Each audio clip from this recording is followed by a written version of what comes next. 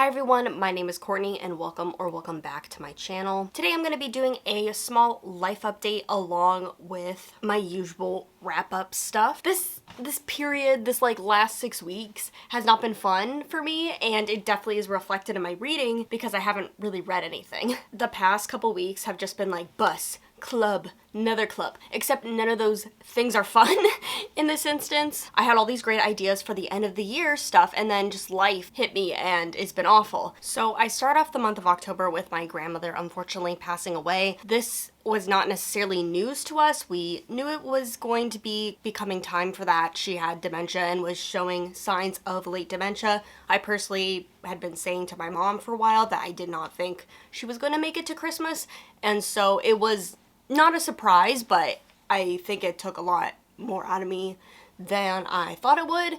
And it was weird because I was feeling just like very calm, just very matter of fact through the funeral process, but like it's hitting me a lot more now. That's the midpoint of October, and then it was the election. That was really distressing. I didn't even go to work the next day because I was like throwing up that night, and it was a lot process.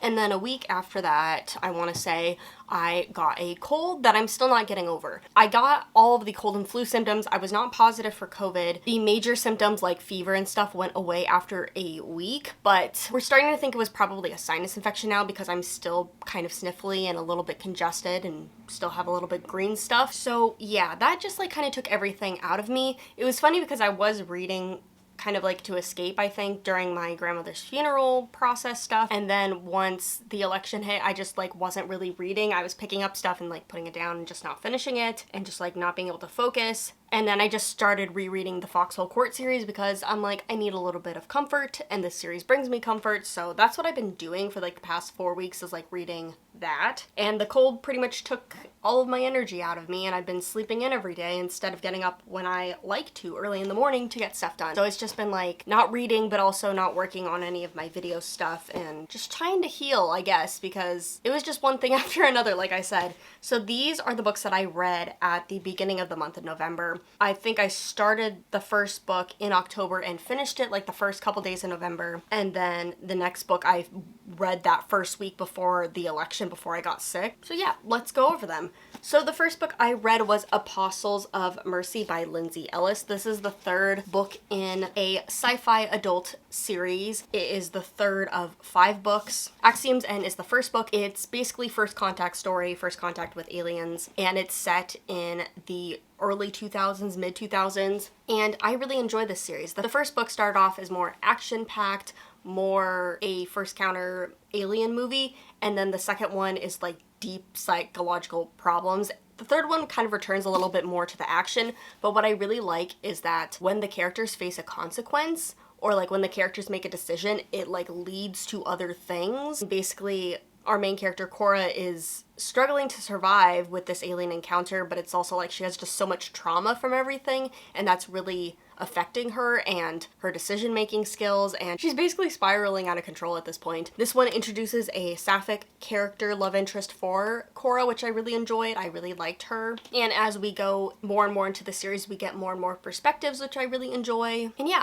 I like the questions that this series is posing. I like the balance of action with more thematic elements, more character moments. It's just a really, really well done sci-fi series. Highly recommend it. And I'm hoping that the 4th one picked up soon, because the first 3 had been picked up by the publisher, but the next 2 haven't. So we're mid-story. I need to know what happens next, and I'm hoping that deal goes through. The next book that I read was Kiss and Tell by Adib Khorram, and this is the 3rd book that I've read by Adib Khorram. Their first book, I believe, is Alexander the Great Is Not Okay, and that is a duology series, and I read both of those. And so this is a standalone novel, not in that world, but still in the realm of like teen coming of age story that the first 2 books were. And I wanted to read more from him because I just really like his writing style. I really like what he brings to the table, and I really enjoyed this. It was cute. It was sweet. Basically, this book is about a boy band. They are hitting the road for their second world tour. Our main character is kind of like disaster gay energy and is just going through his first breakup. And he's having a lot of problems, but he's also kind of realizing that other people have problems too. I would say that's the main theme of the story is, yeah, I'm having a lot of things, but like other people are suffering too. And so it's just about his like kind of trials of being in a boy band, about being famous, about dealing with that, being a queer person, and then kind of falling into a new relationship and how to deal with that as well. Like I said, it's cute, it's sweet, it delivered what I wanted for that kind of energy. Every chapter was kind of bookended by like a magazine article or like some type of personality test, something to do with like the boy band interacting with the press in some way. Actually, both of these books have that kind of aspect in them where it's like documents in between the story.